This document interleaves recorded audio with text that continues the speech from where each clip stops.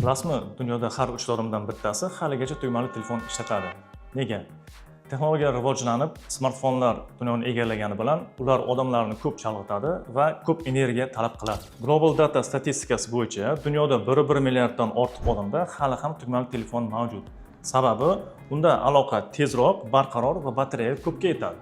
GSMA ma'lumotlariga ko'ra, tugmali telefonlar 25-35 yoshdagilar orasida ikkinchi telefon sifatida ko'p tanlanmoqda. Sababi ish jarayonida diqqat bo'lmasligi uchun.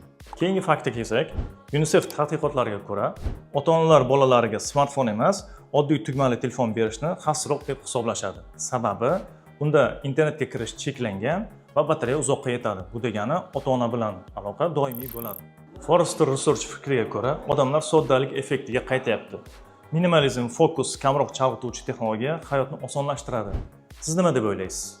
Agar siz ham ishonchli, amaliy va barqaror tugmali telefon izlayotgan bo'lsangiz, profil biosida yoki havola orqali O'zim Marketga o'tib, Noviy tugmali telefonlarini xarid qiling.